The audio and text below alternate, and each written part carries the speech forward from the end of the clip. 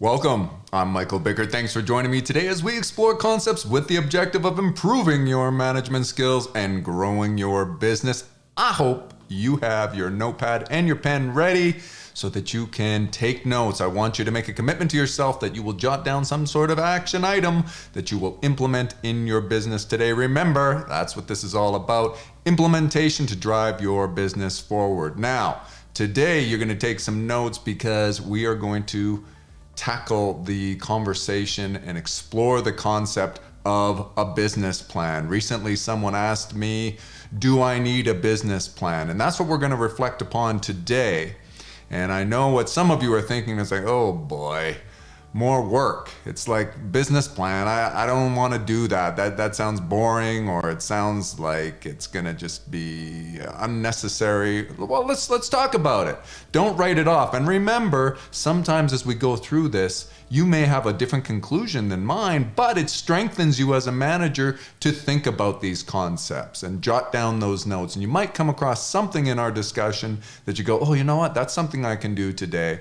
So let's look at the concept of a business plan. Now, I have mentioned before that there are three main reasons that businesses fail, in particular new businesses. And those three reasons are, number one, insufficient capital, number two, poor management, and number three, the lack of a well-documented, clear and concise business plan. So when we look at that, then the answer is very clearly, yes, you do need a business plan.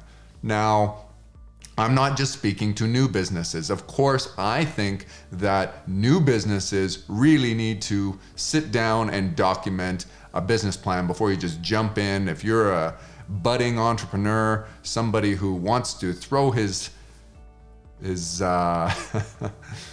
somebody who wants to get involved as an entrepreneur, maybe you're just getting started and you're thinking about this, you need to document a plan. A business plan is very important. But for those of you who are in business, you've been in business, you've run existing businesses, perhaps you're very successful, and you might think, well, Michael, I never started with a business plan, or the business plan I wrote, I never used, and we're doing just fine. I'm here to tell you that we can make you even better. We can make you more effective. We can drive your business further forward by considering the benefits of a business plan. So even those of you who may have been in business for many, many years, you need a plan as well.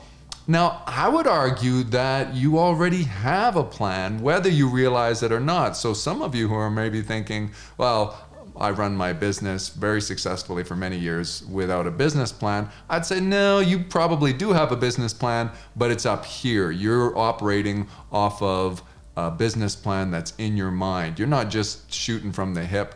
And that's maybe the difference between you and somebody who's just getting started. You're unconsciously competent because of all your experience, but you still have a plan. You know, they say a failure to plan is a plan to fail. So we can agree that we need a plan. What I'm going to try to urge you is to document that plan. Put it down in writing and give some thought to it. Explore and collaborate. Consider the input from other stakeholders. Don't just have it all in your head. Whether you're brand new to this or you have a existing successful business, you need a plan. Effective business people, effective people in general, effective managers begin with the end in mind. And a business plan helps you to define the end. What is your end game? You need to define that.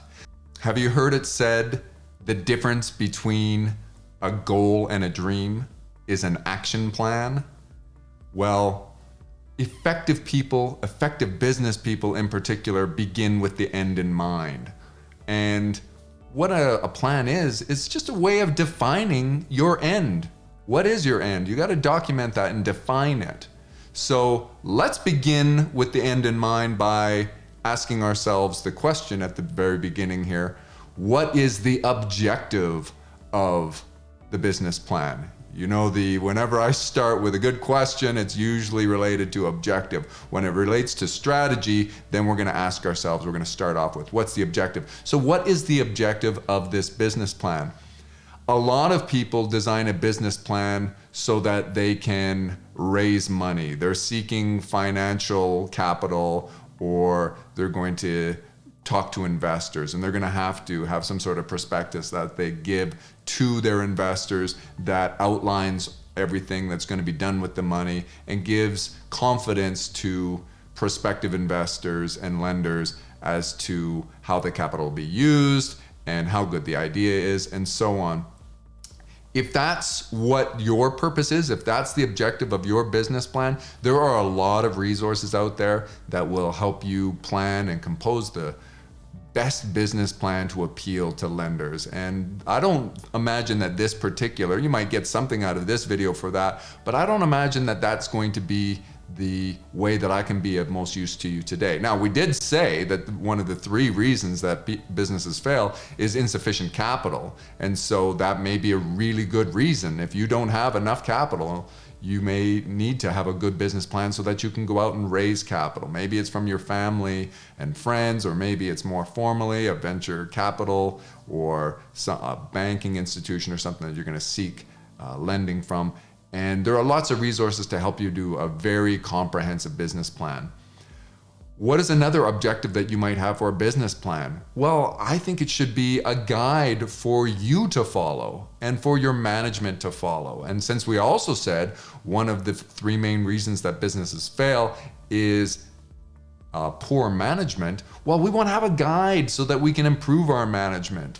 And so the business plan can serve as that guide. And I'm saying guide because it's never going to be completely accurate, and it should be dynamic and changing over time. So let's focus more from that perspective today in terms of objective. That's what I want you to have. And that's why I say whether you are brand new and you're starting a business or considering starting a business, or you've been successful in business for a long time, you still need a plan. You still need a guide to tell you where to go. What are the next 5 years going to look like? Just because you've had success over the last 5 or maybe 50 years doesn't mean the next 5 are going to go well. You should be planning and looking out ahead and innovating, and that's the objective. We're going to begin with the end in mind today. The end in mind for us is our objective is going to be to have success over the, say, next coming 5 years, well, the 1-year plan, 5-year plan, and so on.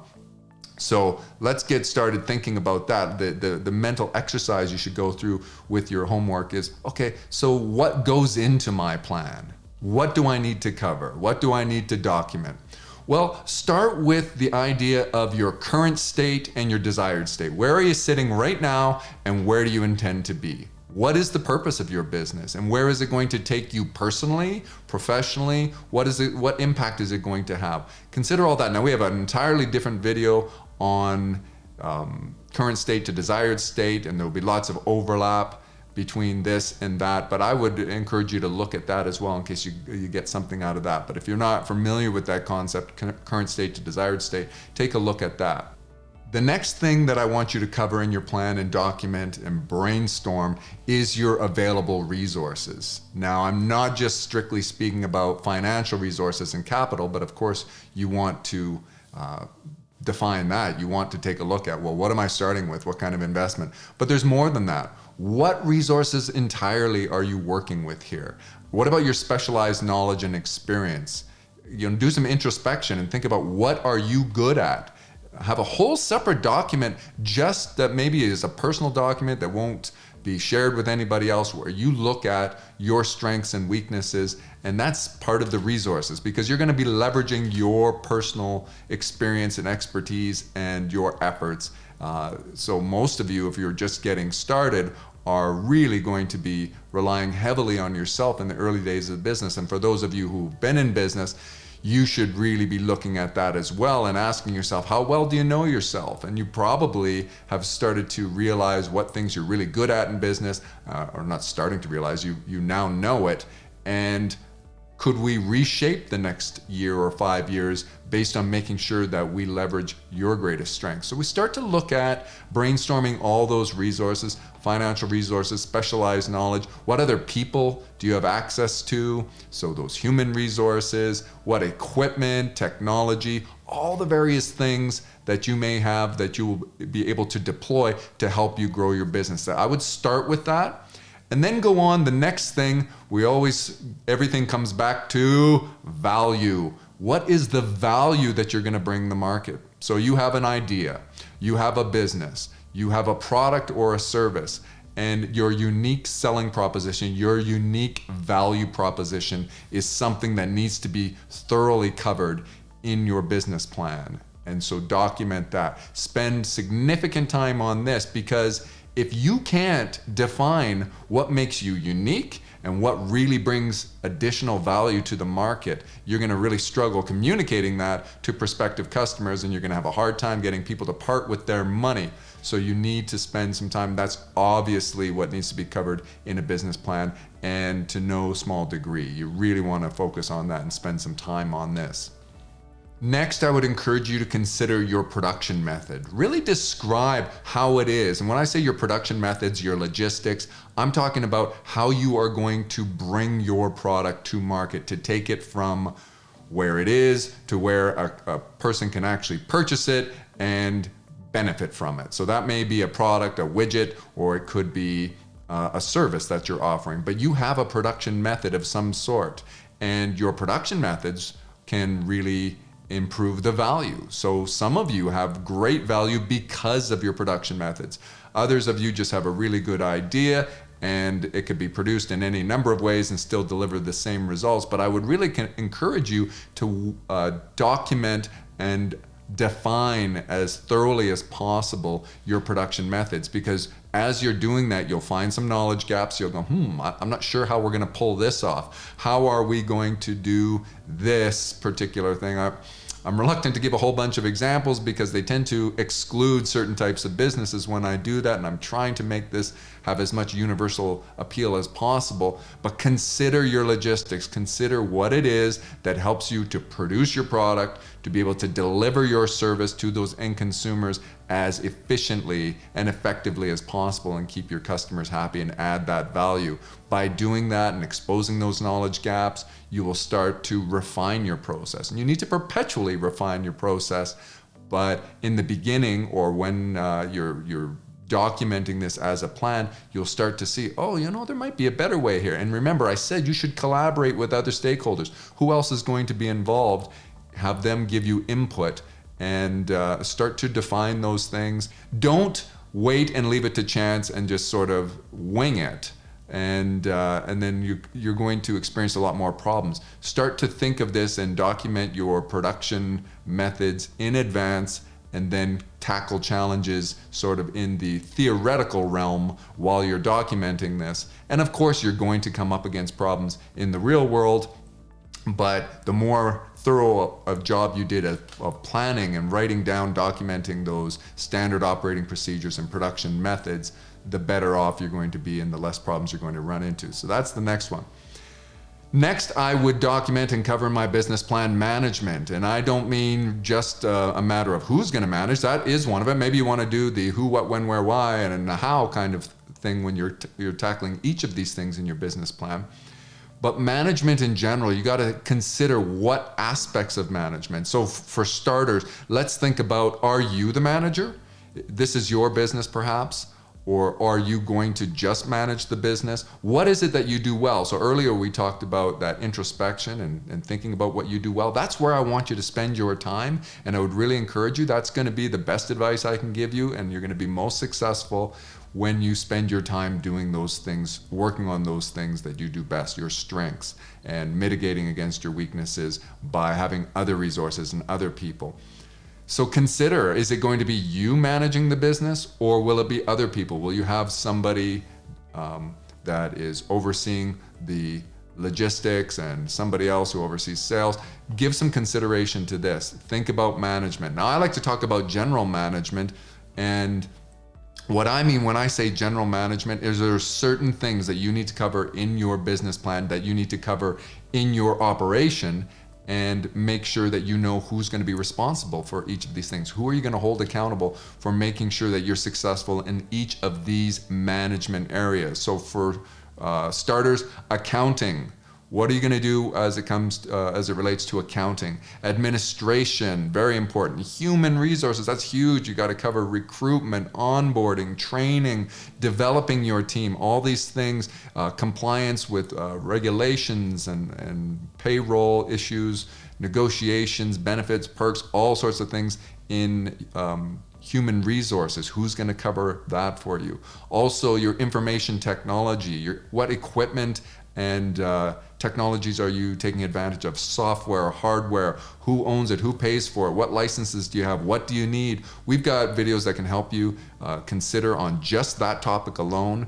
So give consideration to technology is a huge part of business these days. Marketing. So we talked about earlier, you're going to cover in your plan a unique value proposition. So you have explored and brainstormed and well-defined what it is that makes you unique and what delivers value to the marketplace. Now you have to not keep it a secret. You got to get it out there, get it out to the general public and let them know. That's marketing. How are you going to do that? What is your brand going to look like? What do you aspire to?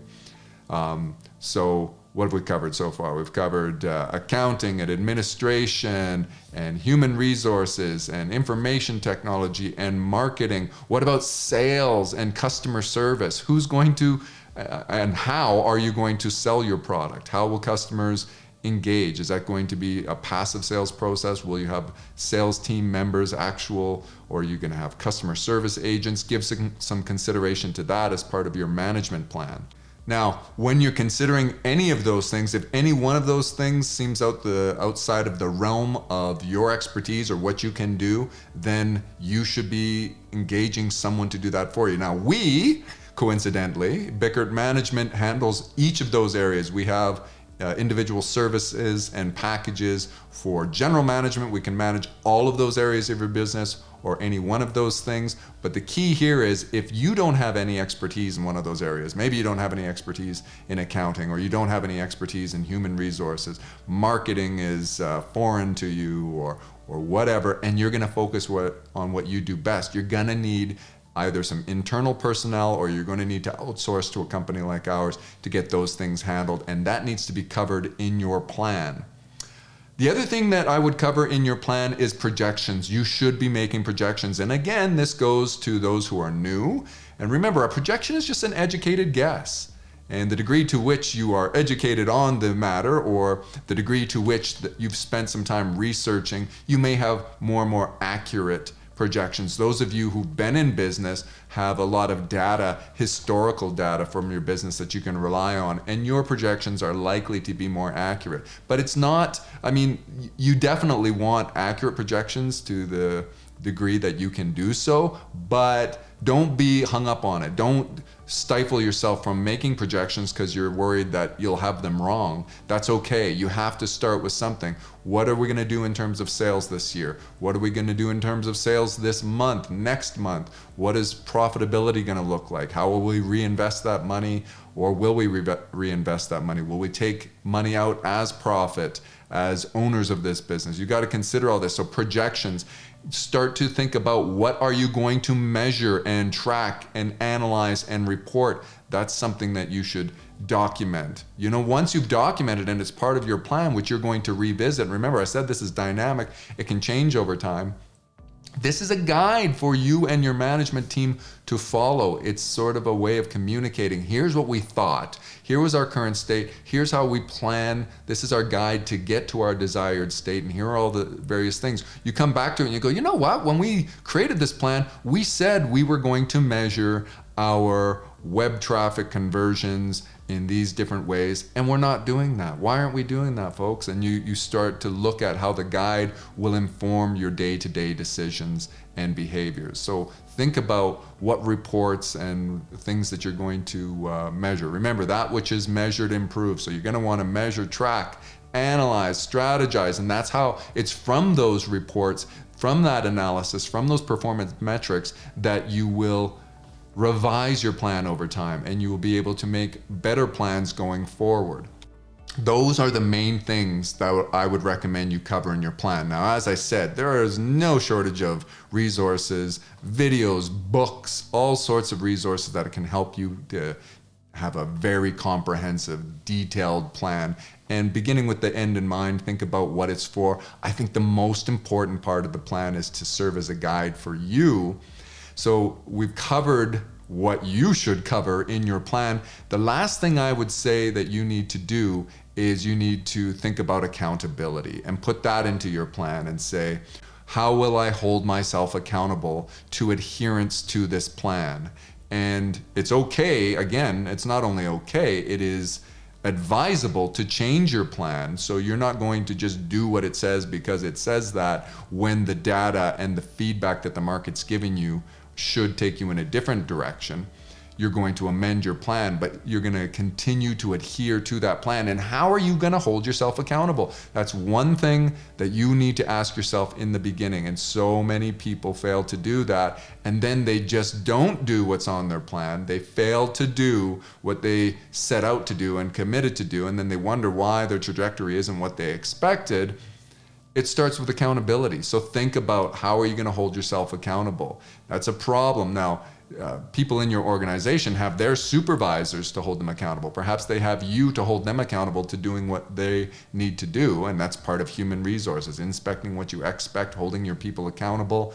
Are you good at that or not? We won't get back into that, but don't forget that Bickert Management has its VIPs group, the Vitality Index Peer Support Group, and you can, for very inexpensively, join that group and have other business people, like-minded individuals, hold one another accountable and brainstorm. You get some out-of-the-box thinking. Nobody in that group will be a competitor of yours, and that's a great way of holding yourself accountable. You don't want to show up for that meeting, which is virtual, it's online, and not having done your homework, or deviating so far from your plan and not having followed through on the commitments that you said you were going to make.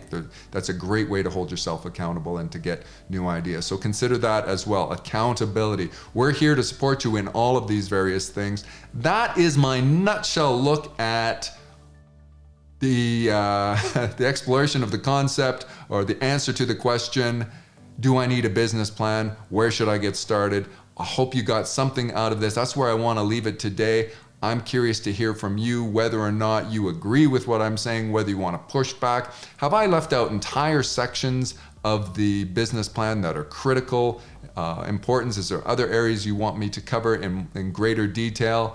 What do you have for a business plan? Do you look at it from time to time? Is it in a binder somewhere that is collecting dust? Leave some comments that we can all learn from, because we need to learn from one another. Perpetual refinement.